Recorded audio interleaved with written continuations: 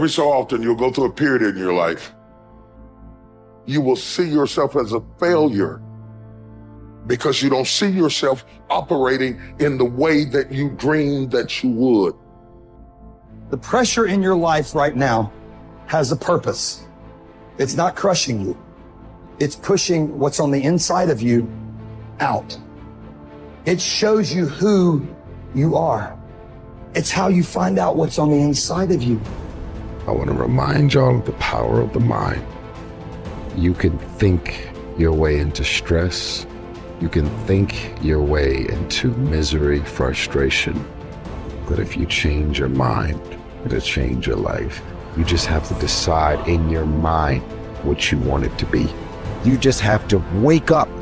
You just have to break that negative spirit. You have to break through. There is nothing more practical than developing a vision. It's not some pie in the sky exercise. It's without a vision, you're chaotic and fragmented and hopeless and disappointed, and someone can stop you just by putting up a single obstacle. You're a house divided amongst itself. You have no forward movement. You're not enthusiastic, and that's to be filled with the Spirit of God, by the way. And your life is a sequence of disappointments and frustrations and tragedies, and you're a leaf blowing in the wind. And that is not what you're called to be. That's not what you're called to be. You're called to be a visionary constructor of the paradisal vision. Really, that's who you are. Terrible as that is to apprehend, we already will lose everything we have to lose. Right? We're all in this game, man. So there's, whether you want it to be this way or not, you are betting everything on your life.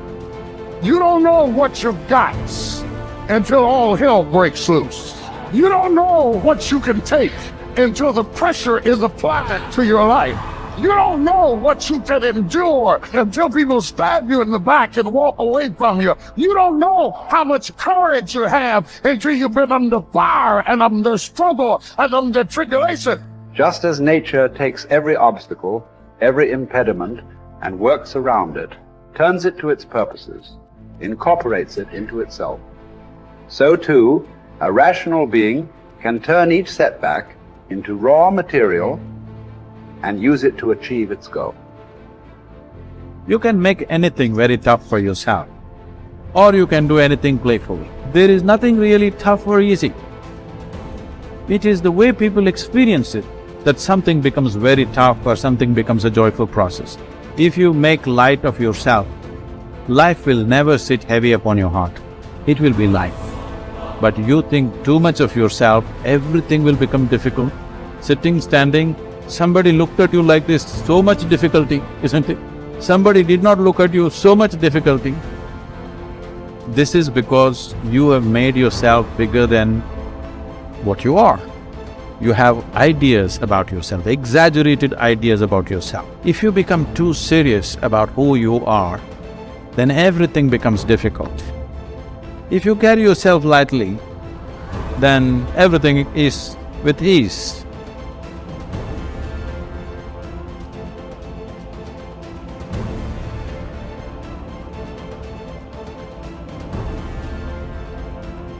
There's two great words of antiquity everybody should learn.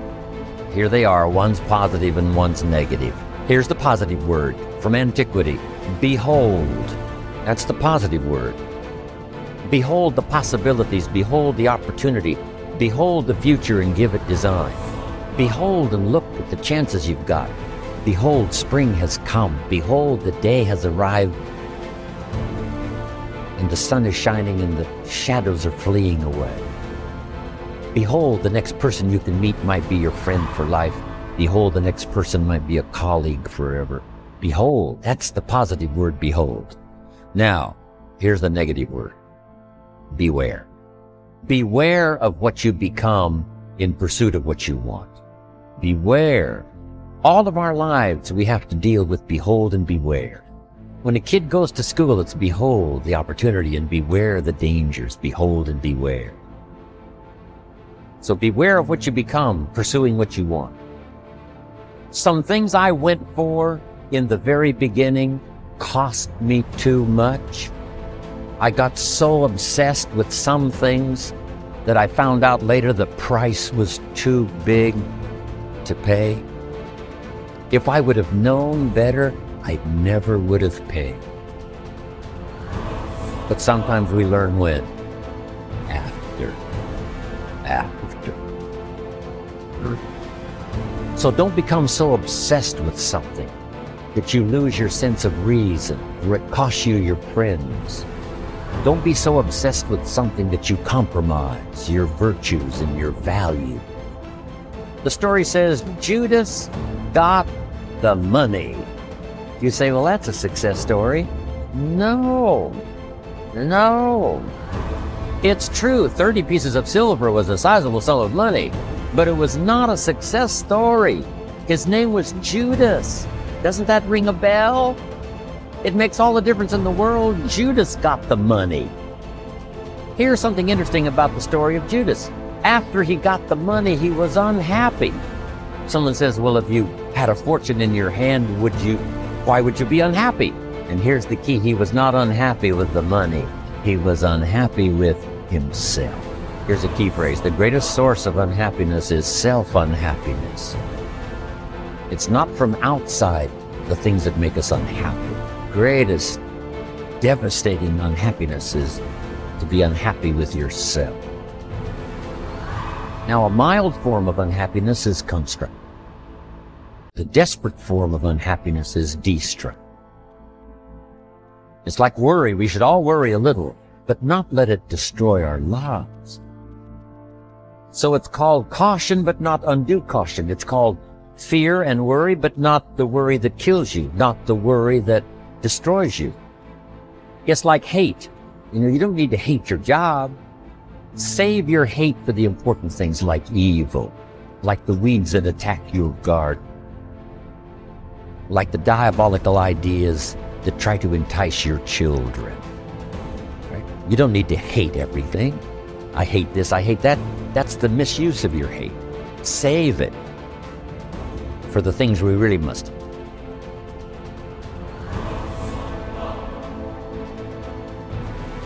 How long are you going to wait before you demand the best for yourself and in no instance bypass the discriminations of reason? You have been given the principles that you ought to endorse, and you have endorsed them. What kind of teacher, then, are you still waiting for in order to refer your self-improvement to him? You are no longer a boy, but a full-grown man. If you are careless and lazy now and keep putting things off and always deferring the day after which you will attend to yourself, you will not notice that you are making no progress, but you will live and die as someone quite ordinary. From now on, then, resolve to live as a grown-up who is making progress, and make whatever you think best a law that you never set aside. And whenever you encounter anything that is difficult or pleasurable or highly or lowly regarded, remember that the contest is now.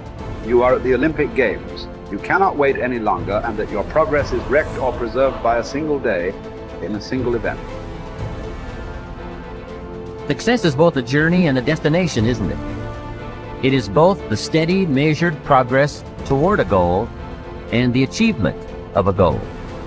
Success is an accomplishment, whether it be great or small, and it's an understanding of the potential and power of an entire human life. Success is an awareness of value, and it's the cultivation of value through discipline. It can be tangible or intangible. Success is a process of turning away from something in order to turn toward something else. From no exercise to exercise, from candy to fruit, from not investing to investing. Success is responding to an invitation to change, to grow, to develop, to become, to move up to a better place with a better vantage point. But most of all, success is making your life what you want it to be, considering all the possibilities, considering all the examples. What do you want for your life? That is the big question.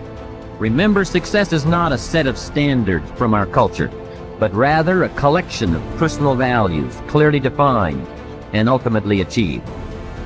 Success is your better life for you, the design you give it, the dreams you accomplish. Making your life what you want it to be for you That is success.